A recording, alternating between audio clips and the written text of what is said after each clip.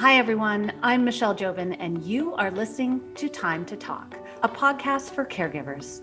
This podcast is dedicated to helping family caregivers in Ontario. Through expert tips and resources, you will gain knowledge and validation for the ups and downs that come with caregiving. More importantly, you'll learn that you're not alone. It's so important to take this time for yourself. We're glad you're here. Today, we are joined by Amy Coupal, CEO of the Ontario Caregiver Organization. Amy has a deep understanding of the benefits and challenges associated with caregiving. As a caregiver for most of her life, Amy helped to support her brother who had cerebral palsy. She was also a caregiver to her mother throughout her cancer journey and now supports her father through older adulthood. Amy brings professional expertise and personal insight as someone who has been a caregiver for much of her life. She has over 20 years of experience in the not-for-profit sector and has spent years championing initiatives that amplify the voices of caregivers, as well as working to equip them with tools to navigate the complexities of caregiving. Today, we'll be discussing the new Spotlight Report and Caregiver Preparedness Report by the Ontario Caregiver Organization. Both of these research reports highlight the realities of caregiving, the challenges future caregivers face, and how we can better support those who play such an essential role in our communities. Amy, thank you so much for being here on Time to Talk today. I'm so excited to be here and to talk to you about these really important insights that we've gained. They are really, and the Spotlight Report is always a really great capsule of information about where we're at that moment in time for caregivers. So looking forward to the year and ahead, I know there's so much information there to unpack. So I'm excited to talk to you about this. And I know that our caregivers that listen will gain a lot of insight from that as well. So before we dive into the caregiver landscape as a whole and the new Spotlight Report, I wanted to talk about how your personal experiences as a caregiver shaped your leadership at the Ontario Caregiver Organization. What can you tell us about that? Yeah, it's a great question. And I would say it's been an unexpected gift in my life to combine my personal caregiving experience with my professional experience in growing this organization. Being a caregiver has shaped my life in many ways that I understand and probably many ways that I don't. But first and foremost, I think that being a caregiver is what really helped me to get into a career that was about supporting other people. And I've done that in lots of different ways over the course of my career, but service has always been a really important component. And I'm quite sure that I learned that from caregiving. I think that another aspect of caregiving that's really informed my leadership is that I am aware that there's always a lot more going on for people than what you might see when you meet them in a professional setting. And I don't know what people's individual stories are, so I don't make assumptions about what is or is not important to them, or what else they might be thinking about in the back of their minds, what responsibilities they might be balancing. And I know from my own personal caregiving experience that each caregiving commitment that you make in your life can be really unique. Being a caregiver for my brother and my mom and my dad have each been very different experiences. And so, as a leader in this space, I don't make any assumptions about both the commonalities or the differences for caregivers. And so, it's a great privilege to do this work and to meet caregivers who are doing extraordinary things, often unseen across the province and well beyond that. It's such an important component of leadership that you mentioned, to sort of not make those assumptions about the people that you work with, in terms of what their day-to-day is like and what their experiences might be.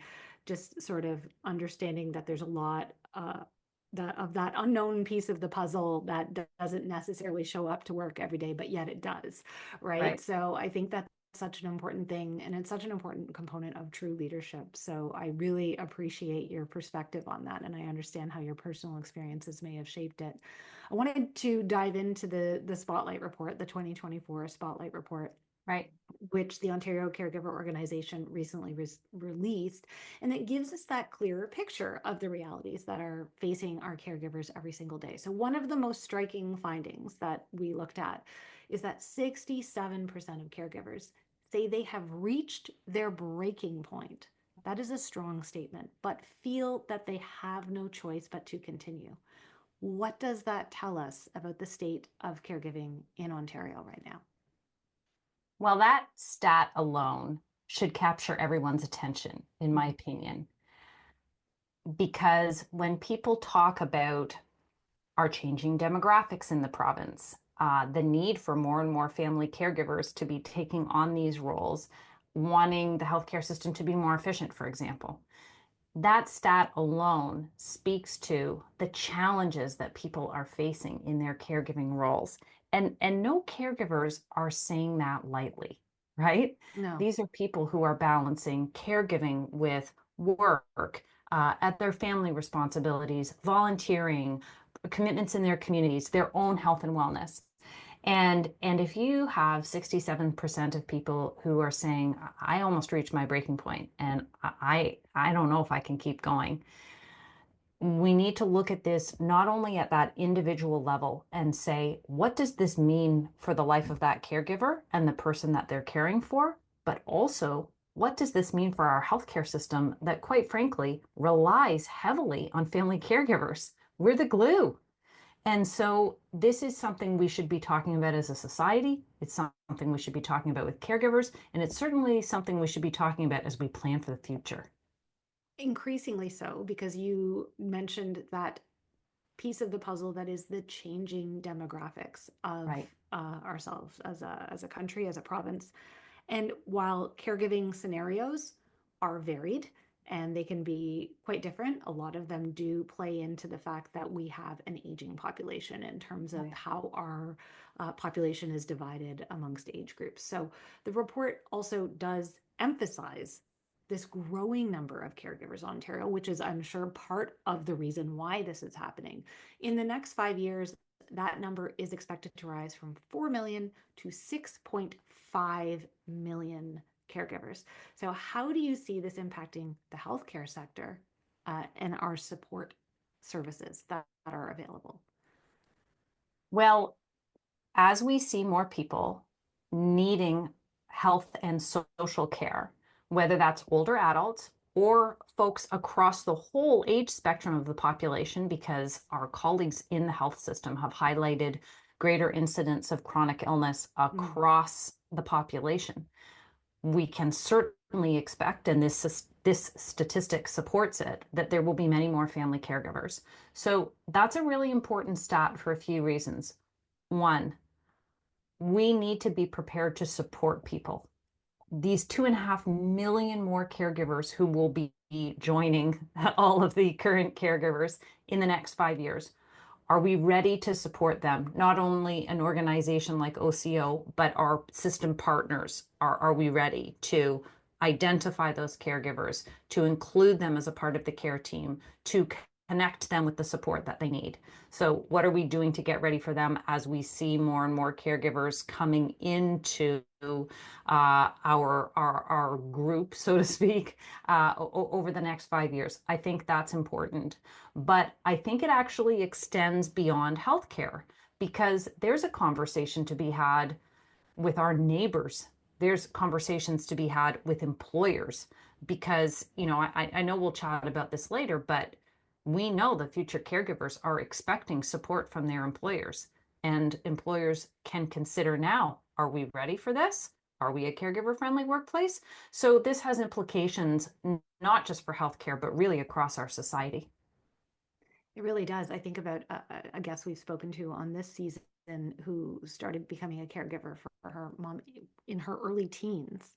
And Right. then, it affected her career trajectory. And she really, learned to negotiate a career situation that worked for her as a caregiver because it was such a priority for her. So I think that's what many of us across the board will start to think about when we're choosing our career paths and who our employers might be. There's so much to unpack there about the butterfly effect of the increasing number of caregivers and Ontarians that need care as well. What other major challenges did the report highlight? And in your opinion, were there any findings that really surprised you or reinforced concerns perhaps that you have had for some time? Well, I think one of the most important findings from that report that I think about and talk about with my colleagues on a regular basis is the increasing rate of burnout. And we touched on this a minute ago, but I think it merits further highlighting. Caregivers are getting to burnout faster than they ever were before. We used to see that caregivers would get to burnout after 5 years. Now we're seeing caregivers getting to burnout after 2 years. And if we see this hastening effect happening, that's an increasing cause for concern, not only because it impacts the personal wellness of that caregiver, but because it may impair their ability to provide care to the person they care for. And of course, that person may become a patient in the system themselves. So that's a very important piece of information that comes out of Spotlight. I think that another piece that's very important, and you and I could have a whole conversation just unpacking just this one part, is about the changing role of caregiving. Caregivers are spending more time doing a greater complexity of tasks, which includes more paramedical types of activities, right? Mhm. And yet they are also continuing to face the same challenges that they were before around system navigation, around being included as a part of the care team. And so we have to work together to avert the compounding effect of these impacts on caregivers. And that's why some of the work that we're doing as an organization includes working with health system partners around recognizing caregivers as essential partners in care, as well as working directly with caregivers and getting to them as early as possible so that we can give them the information, the resources, and the support that they need to be with them on their journey and to prevent that burnout. Caregiver coaching is a professional one-to-one relationship between a coach and a family caregiver. A caregiver coach may help to support you with challenges like feelings of burnout, setting limits, grief and loss, and other common challenges that caregivers face. The Ontario Caregiver Organization coaches have various professional backgrounds in health and social services, such as system navigators and health educators. They also have firsthand experience as a caregiver. They get it. This program is a limited eligibility-based service. To learn more about the Ontario Caregiver Organization's caregiver coaching program, or to see if you're eligible, visit ontariocaregiver.ca. And now, back to our episode. I've spoken to so many caregivers, and I can also speak to my own personal experience, but over the course of this podcast in multiple seasons, I mean, there's a lot of people that find themselves in the scenario caregiving that had no plans recently that was going to happen. It just happens when it happens, and sometimes it is really, really hard to know where to go for resources and what to do. So it is wonderful that this planning to extend the resources and make sure that caregivers, that our healthcare partners also know that they can refer new caregivers to the OCO for the resources that are available, including this podcast. That's a great thing, because there's a lot of people that find themselves Googling in the middle of the night looking for answers, and it's great to connect with an organization that really understands the scenario. When we're looking at the Spotlight report, we talked about this. We're talking about people that are already in caregiving roles, but the Preparing to Care report looks at prospective caregivers, and this feeds into what we've been talking to already, that people that may soon step into the role of being a caregiver, and finding that 76% of them do expect that caregiving will be difficult, and 94% agree it's important to prepare, but that half of those people have not even started making plans. So what do you think it is that's preventing people from preparing for caregiving, even though they know it's an inevitable part of their life? Well, this is really interesting because you just highlighted that many people become caregivers unexpectedly, right? So I'll use my own experience with my mom. We thought she had kidney stones. It turned out to be cancer. Essentially, in that quick transition from thinking it was one thing to thinking it was another, my dad, my sister, me, we became caregivers through that journey with my mom, thinking that it was something simple and treatable to something much more complex. Uh, but there are people, and this is really who we're talking about in the Hmm. Preparing to Care report, who know that it's coming. So, generally speaking, we're talking about people who expect to be in the position to be a caregiver for an older adult, a parent, an in-law, an aunt, an uncle, a neighbor, right? Hmm. A member of their faith-based community, whatever the case may be. And those folks, they know that it's coming just based on age and demographics or perhaps predictions around declining health. So why aren't they having these conversations? Well, this is part of what we asked about in that study, and we know that discomfort, personal discomfort, has a lot to do with it. And either people are concerned about this is an uncomfortable conversation for me, the prospective caregiver, to have, or they're concerned about, well, I don't want to make this other person uncomfortable because right now they don't need me as a caregiver. So why I don't want to say, hey, someday you might, and it could be coming soon. So that personal discomfort does seem to be one of the factors. Another factor is I don't really know what I would talk about in that conversation, right? Hmm. And so this is one of the reasons that we prepared a very simple tip sheet, which says, here's 5 things to think about that can support your conversations. Do you know what this person's wishes are around some of their prospective care? Do you know that whether or not this person has their plans in place around, say, substitute decision maker or whatever else they may need to have in place? Do you know what their plans are for where they will live, how they will live, right? Do you know what they would or would not like you to do, right? And so sometimes when we apply some structure to those conversations and a little bit of conversation starters, it can be useful in terms of supporting those conversations. But people may open up those discussions in so many different ways. And I think what's important is to start in a way that you feel like there's an opening and then see where you can progress from there. So having that roadmap and those easy key questions that you can go to, that's a great way to start preparing for the caregiving role. Right. If you know that this is an inevitability for you. Um, is there anything else that you would suggest that current or future caregivers can do to start preparing, things that they could think about?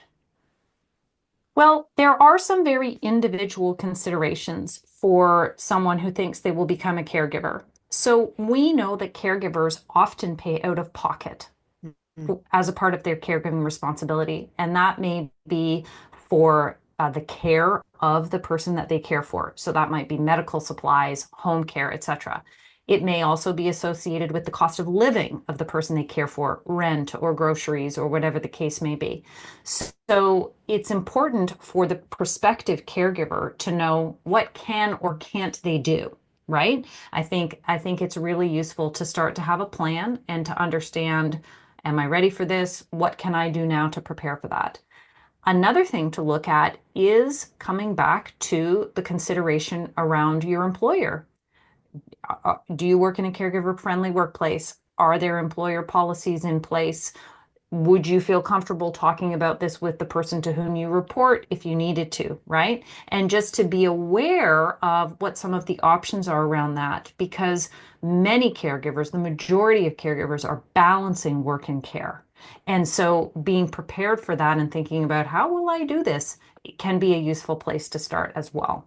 Those are both excellent points that have come up, time and time again. And I think especially the financial piece of the picture, especially when you're in the early days of caregiving, maybe you're so busy you don't think of, but it can creep up on you quite quickly as an issue that you do need to take care of. So that is very, very good advice.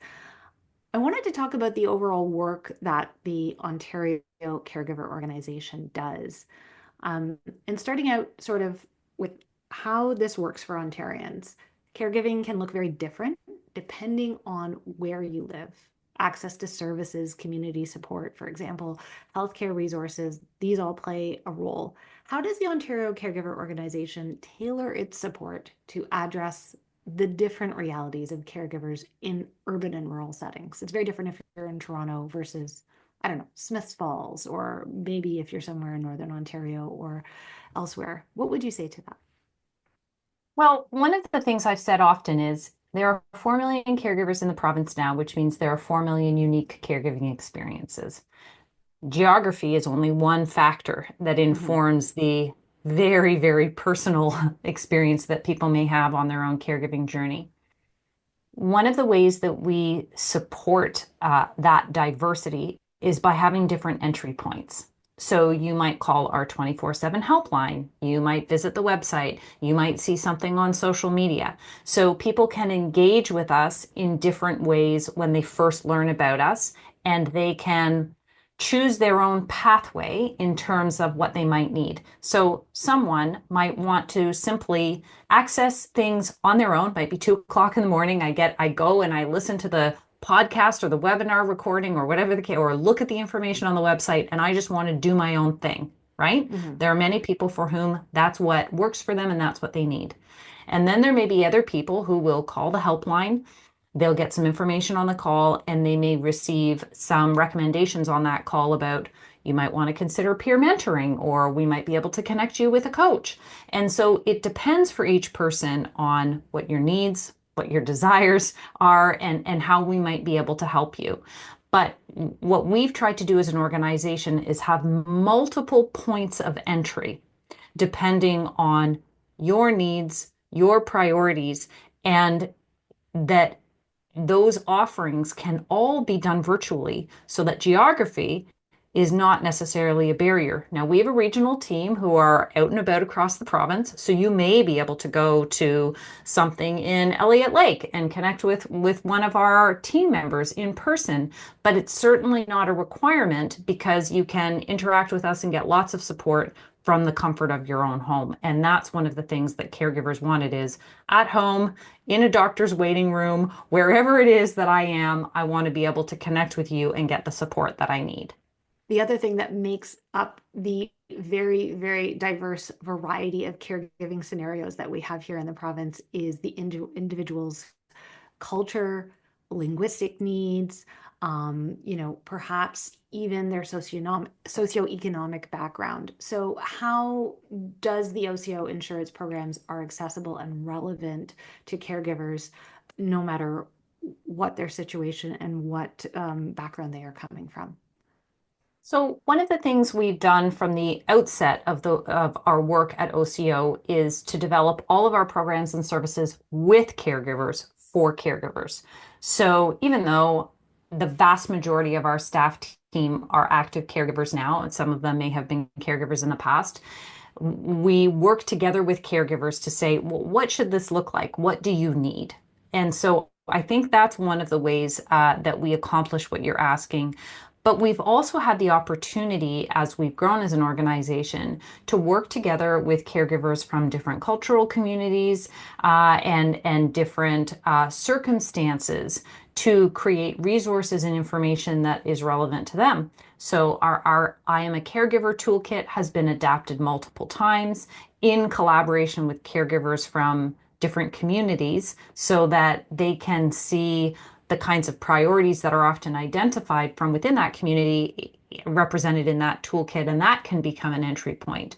We're doing something similar this year with rural and remote caregivers, looking at how some of their experiences are unique. So more and more, we're identifying opportunities to customize the experience of caregivers based on any number of different factors. And anytime we do that in collaboration with caregivers who can bring their lived experience to say, this is what I think is important based on my experience. And to be able to do that in collaboration has led to some great supports for caregivers.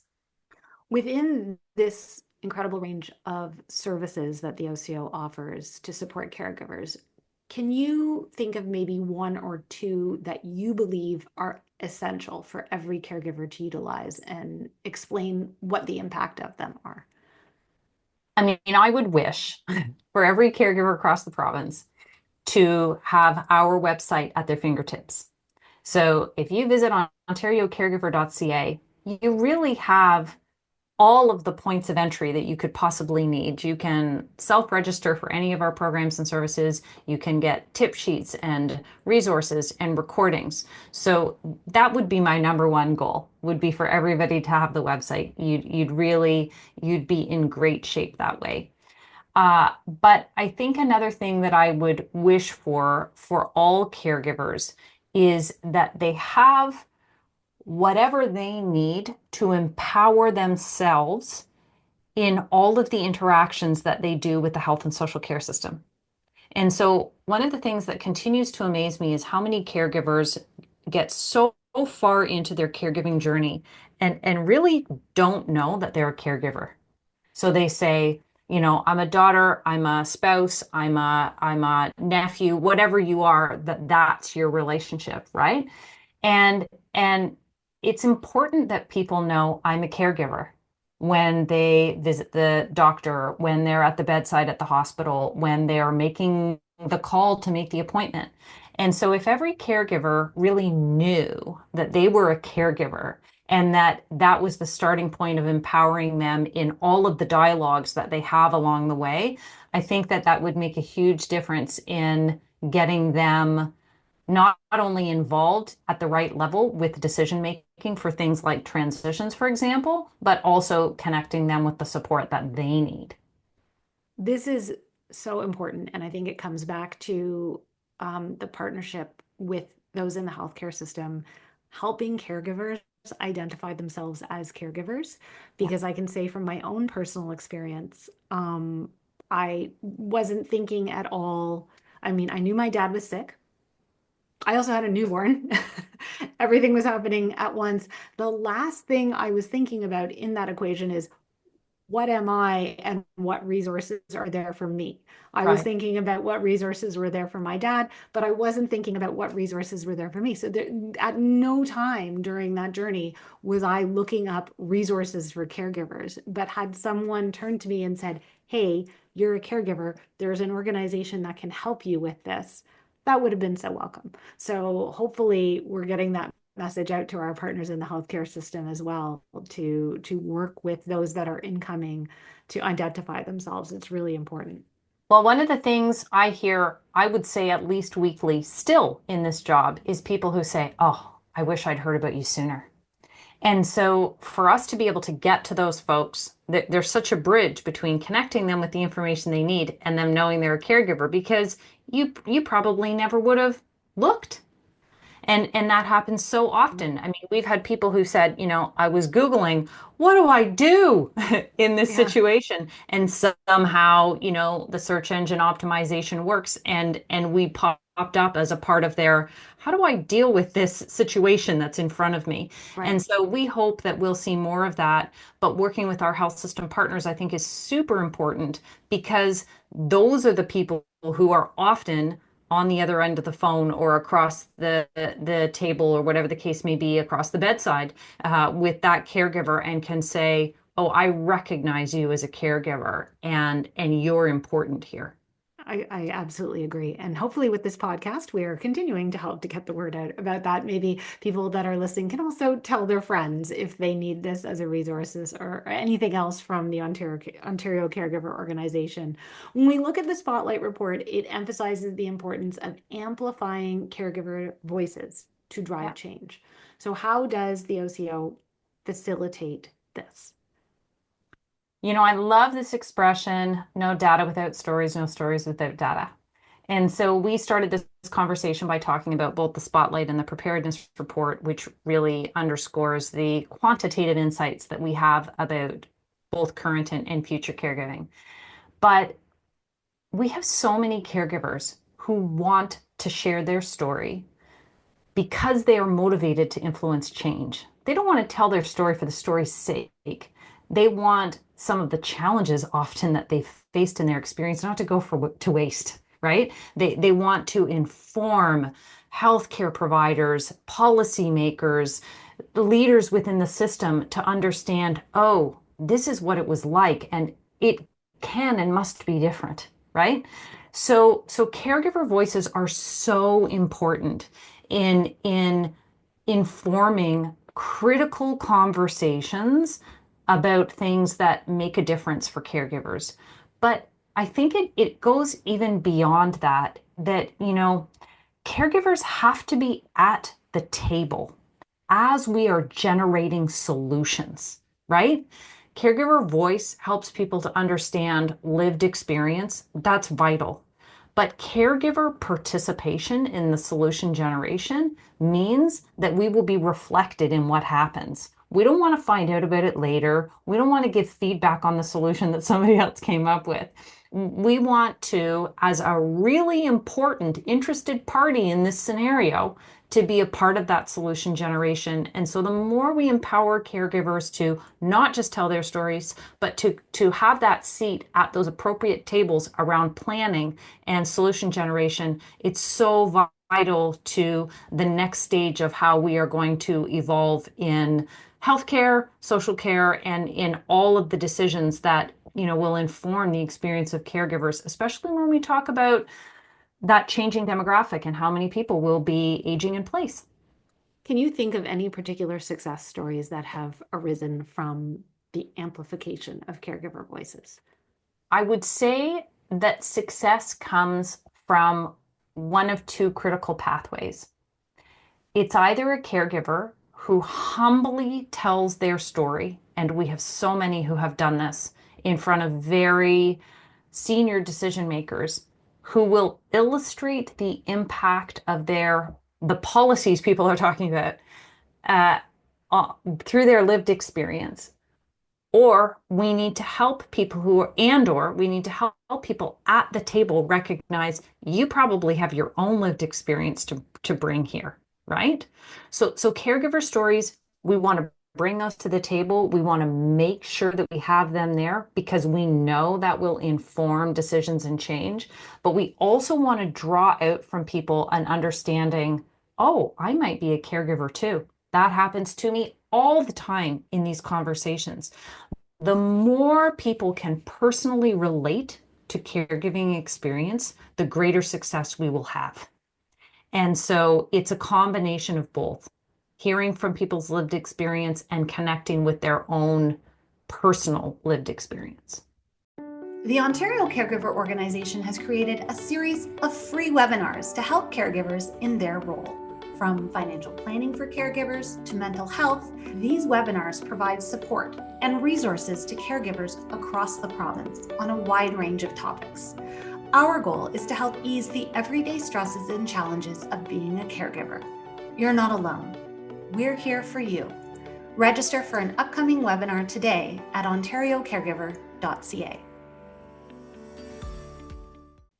The OCO, the Spotlight Report, all of the work that you do helps to shape the future of caregiving in the province of Ontario. So let's talk a little bit more about that. And one of the things we've addressed is that lack of preparation that exists among prospective caregivers. What underlying factors contribute to this disconnect? And how do you feel that we can bridge the gap between, people not being prepared and getting there? Well, you and I both know, and I would suspect that most caregivers know, this concept is kind of enigmatic, right? You don't really know what it's going to be like until you're doing it. And so even if you know it's coming, it's really important that to bridge that gap, we just break it down into simple steps. This is why checklists or tip sheets are important. But I also think it's about recognizing that people need to know what's there for them when they need it. You gave the example. You had a newborn. You probably knew how to connect with supports for the newborn, right? We do a very good job of making information available to people, books, stuff on the internet, things in your community, people around you in your life, right? What if we had that same kind of thought process around caregiving, where you would know, oh, this is really a natural part of life, right? Most of us will be a caregiver more than once in our lifetime. So what if we saw it in that same way, where we knew, okay, this is coming. I know I can do some simple things to prepare, but also that as I move through different stages, and caregiving, even with the same person, can evolve rapidly and many times.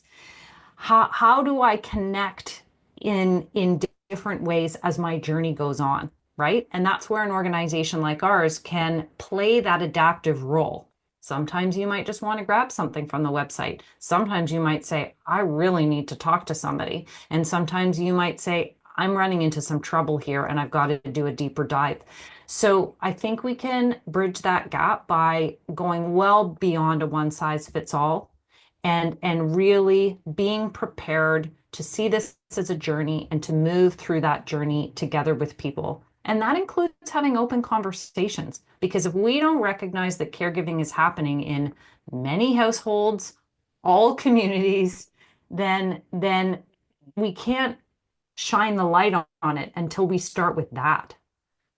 What would you say is the primary objective or objectives for the Ontario Caregiver Organization in addressing those increasing demands that are on caregivers in Ontario? We talked about the increase in numbers, but we also talked about how our caregivers are feeling, are certainly feeling or experiencing that they need to do more as part of the caregiving picture. Is there anything that you can say in terms of how the OCO is addressing that? Well, one of the things that was decided several years ago when we were getting this organization up and running was to have a simple to say, but not simple to do, purpose statement to improve the lives of Ontario's caregivers, right? Mm. And so you can imagine that that's a pretty all-encompassing activity. The way that I look at it, we have to come in from two sides and try and meet in the middle. So on the one hand, we need to have those direct to caregiver supports, right? For you, Michelle, for anybody listening here, for someone who finds us at 2 in the morning or 2 in the afternoon, we need to have something for that person that they need right now. That's really important. But we also need to work together with system partners to address the challenges that led the caregivers to need this in the first place. Mm-hmm. So if we come at it from the one side to support caregivers, but we also come at it from the other side to address those common experiences, those common barriers, the kinds of things that often lead to burnout, like challenges with system navigation, for example, then we hope that we will meet together in the middle at a place of greater solution. And these things are incredibly complex. They are not an easy fix, and that means we have to be very, very creative and resilient about coming at it from multiple perspectives. That's why our work involves so many different programs and services for caregivers, but also so many different ways that we work with system partners to address the kinds of challenges that caregivers face. If we look ahead over the next decade, ideally, what would you want to be the way that caregiving in Ontario evolves for our caregivers, and how do you envision the OCO contributing to this evolution? Well, my very first thought when you asked that question is I would want caregiving to be normalized. Mm-hmm. If you show up at work or you're meeting friends for dinner or wherever you are and somebody says, "How's it going?" and you say, "Oh, I'm caregiving right now," then everybody could nod and know what that means in some way. Or if a manager is sitting down with someone on their team and they say, "I need some supports for my caregiving," that they would understand in principle what that means, and then start to talk about what would some of the unique supports that this person might need be, right? So if we brought caregivers and caregiving kind of out of the shadows and into the light of these conversations in our families, in our communities, in our workplaces, in our policy decisions, that I think would go a very long way to improving the lives of Ontario caregivers. So there's an awareness component there. There's a dialogue component there. And I think that's why our work has to be so multifaceted. I would also love to see some things be universal for caregiving. So I would love for caregiver identification to be something that occurs as a matter of course as people start to move through the healthcare system. Yes. That caregiver identification happens early, often, and with total consistency, right? Yeah. And that as a result of that, caregivers are really included as a part of the care team, and that they don't feel like they have to start at square one in a number of those conversations, right? Right. Oh, we know you're the caregiver. You're identified as the caregiver. It's all very clear. And we now recognize you just like all of the other folks who are a part of this care team, that we recognize you as a part of it. And then finally, that with ease, in the same way that the person receiving the care may receive referrals or a prescription or whatever it is that they need, that the caregiver also gets connected with their support. Those things sound simple, but unless they're happening for each caregiver in each experience, then we need to continue to make progress to bridge that gap. And I think that's really important. I want to add just one more thought about this, and that is comes back to preparedness, actually. One of the things that we know can make such a huge difference in the lives of caregivers is to have a circle of care. Mm. And we know that caregiving, and I can say this from my own experience, and perhaps you can relate as well, it can be incredibly lonely to be a caregiver. And it's very natural and common for people to feel like they're the only one, right? And so part of the role of an organization like ours is to help people to see you're not the only one. We're here and there's lots of other people here. But that in the little microcosm of your own life, that you may be a part of the circle of care. And maybe some people are doing more than others. Maybe the responsibilities are divided in lots of different ways, but that distributing some of the things that need to be done and just knowing that you have some people to go to can make such a big difference. And that will happen more and more with that normalization. And I really think sharing that responsibility can make a huge difference in everybody's lives. And we're definitely trying to make a difference in caregivers' lives, which again improves so many things when we do that. Amy, thank you so much for being on the podcast today. It was such a pleasure to speak with you. Thank you. I do want to acknowledge the caregivers who are listening today. Caregiving is a bit like being on a roller coaster. Sometimes you're going up, sometimes you're down, sometimes it feels like you're twirling around. And people may be listening to this conversation at any number of different stages in their own caregiving experience. And in the very early days of this organization, one of the things we wanted to acknowledge with caregivers is they are here for the person they care for, but we are here for you as a caregiver. And so if you're listening today and you're wanting to connect or you're feeling like you need some support, reach out to us and we can help find the way that's right for you. We can't solve everything, and we can't solve some of the challenges that people face along the way as they're accessing care, but we will travel that journey with you to the best that we can. And we want to make sure people don't have to do that alone. And all of those resources can be found on the website, right? You betcha. OntarioCaregiver.ca. Wonderful. Thank you so much, Amy. Thank you. Thank you for listening. We hope you enjoyed this episode. You can access more details about support services on our website, OntarioCaregiver.ca. Until next time, I'm Michelle Jobin, and you have been listening to Time to Talk, a podcast for caregivers. We hope you have a wonderful day.